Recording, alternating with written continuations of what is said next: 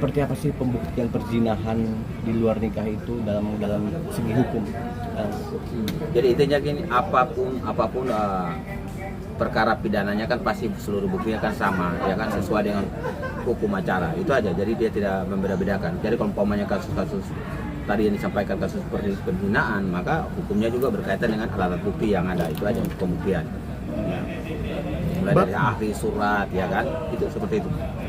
Kalau untuk CCTV, seberapa kuat bang CCTV menjadi barang kuat. bukti? Dengan KUHP nasional baru kan alat elektronik bagian juga daripada alat bukti. Jadi kalau umpamanya CCTV, ya dulu kan bisa jadi petunjuk, sekarang juga bisa jadi alat bukti gitu. Udah kuat itu. Bang, dugaan perzinahan itu ancamannya berapa tahun sih bang? Kalau pasal KUHP nasional 411, 412, ya kalau 411 kan 1 tahun, 412 kan 6 bulan, jadi 9 bulan kalau nggak salah. Jadi pasti 1 tahun dari 2 pasal itu 1 tahun 6 bulan gitu. Jadi ada pasal perzinahan memang agak ringan. Membuktikan dugaan perzinahan itu seperti apa bang? Agak susah gak bang? Jadi kita jangan bicara membuktikan dulu ya. Kita bicara tentang apakah suatu tindakan perzinahan itu dikatakan perzinahan atau tidak. Ya toh, satu ya pasti orang yang melakukan hal tersebut, apakah itu pasangan sah atau tidak, ya kan? Untuk membuktikan itu kalau pasangannya sah, ya tidak dikatakan perzinahan. Tetapi kalau bukan pasangan sah, lalu untuk menunjukkan bahwa perzinahan itu benar-benar dilakukan, ya paling hal-hal yang mengarah kepada suatu tindakan yang mana tindakan itu bukan pelecehan biasa ya, tapi suatu perbuatan perzinahan. Dalam tanda kutipnya mereka telah melakukan suatu tindakan yang sama-sama ya udah memenuhi unsur lah suatu tindakan perzinahan gitu aja. Bang, ini kan kemarin yang dilaporkan tuh bukti-bukti ada video CCTV, terus ada tisu, bekas tisu, terus sama spray. Kuat nggak bang untuk membuktikan bahwa dugaan perzinahan sendiri? Jadi kalau ya soal menentukan kuat dan tidak kan itu pasti proses penegakan hukum ya, proses penyidikan oleh kepolisian ya. Tetapi kalau CCTV, tisu, kemudian kain, apapun itu kan semua bagian daripada alat bukti. Dan jangan itu, tisu pun harus dibuktikan hasil pemeriksaan tes ya, yang harus dibuktikan bahwa tisu itu ada zat ya kan, dalam hal ini zat hasil dalam hal hasil ya perbuatan perzinahan itu ada nggak, dalam arti ya itu ada atau tidak ya. Dan kalau umpamanya CCTV bagi saya udah sangat kuat kalau dalam hal betul-betul mereka berdua berada satu kamar, kemudian mereka benar-benar melakukan suatu tindakan yang mengarah kepada perzinahan, ya bagi saya itu lebih kuat lagi, tergantung dari mana dan bagaimana mendapatkan CCTV itu aja. Bang, ini kan kalau dugaan perzinahan kan yang dilaporkan pasti 2 orang kan bang. Hukumannya sama nggak sih bang mereka berdua antara si perempuan dan si laki-laki? Jadi kalau dalam hal sisi aturan ya kan, dan dua-duanya adalah dua-duanya adalah pelaku perbuatan pidana dalam hal perzinahan, ya dua-duanya pasti mendapat hukuman yang sama karena tidak ada mereka. Cuma persoalannya dari sisi hal tersebut dua-duanya sudah punya pasangan atau belum ya kan. Nah kalau dua-dua sudah punya pasangan, dalam tanda kutipnya pasangannya adalah orang lain, maka tindakan keduanya itu pasti melakukan tindakan perzinahan dengan pidana yang sama ya toh.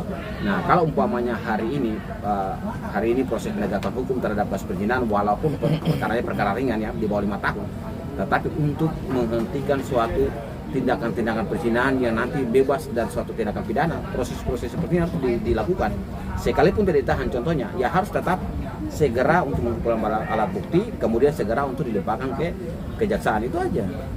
Karena mohon maaf, di mana-mana kan orang kalau berzinahan kan kaget lagi menikah, kaget lagi ya kan sudah bersama, lalu dia menceraikan istri yang satu, lalu nikah lagi dengan istri yang dia ditangkap berzina. Dan ini hal seperti ini kan kenapa sering berlanjut? Karena memang tindakan hukum terhadap pelaku berzina itu terlalu rendah, gitu aja.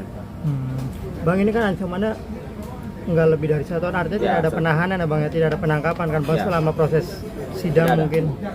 Jadi gini, kalau kasus penangkapan kan kita tahu penahanannya, kalau ini kan penahanan minimal kasusnya itu di atas 5 tahun. Kalau kita bicara tentang itu ada 4 syarat ya toh. Dan dalam kasus-kasus di bawah 5 tahun, apalagi yang seperti ini 1 tahun dan 6 bulan ya, dari 2 pasal 411 dan 412, ya ini tidak bisa ditahan.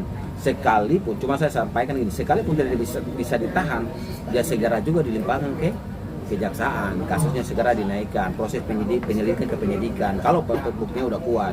Karena apapun itu negara kita ini negara hukum, tetapi jangan kita juga melecehkan negara dengan cara yang seperti ini. Artinya bahwa perbuatan perbuatan perzinahan ini kan sebenarnya tanda kutipnya kan hukumannya berat nih. ya toh perzinaan dengan korupsi itu nilai hukumannya itu harus beda tipis tuh, ya kan? Karena dua hal memiliki larangan yang sama, mencuri dan ya kan melakukan perzinaan tanda kutipnya. Tapi kan ternyata korupsi yang boleh artinya berat besar, tapi ternyata pasal perzinaan ringan. Nah ini persoalan tantangan bahwa kasus-kasus seperti ini mau dibawa kemana, gitu aja.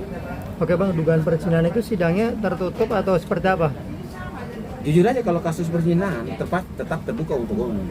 Beda dengan kasus anak di bawah umur, kasus kasus perceraian. Jadi kalau kasus ini masuk pidana umum dan kasus-kasus seperti ini bukan hal yang mana terbuka untuk umum. Mungkin kalau dalam hal yang nanti hakim menyampaikan bahwa untuk pembuktian ini tertutup, maka tertutup. Itu kembalikan kepada majelis hakim dalam kasus konteks seperti ini. Karena di dalam hal perlindungan perempuan dan lain-lain, dalam kasus-kasus anak itu hakim punya kewenangan untuk menentukan. Tapi apapun itu, ini pidana umum.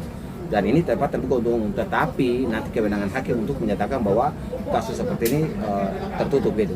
Itu kewenangan hakim. Ada walaupun terbuka tapi tetap pembuktian ketika menunjukkan video itu harus tertutup ya? Ya kan bisa aja blur, ya kan?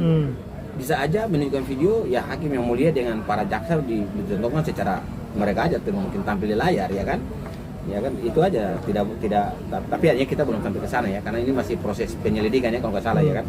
Nah ini masih proses penyelidikan, tetapi apapun itu kan ya saya sangat berharap kasus seperti ini ya harus juga ada potensi, itu aja.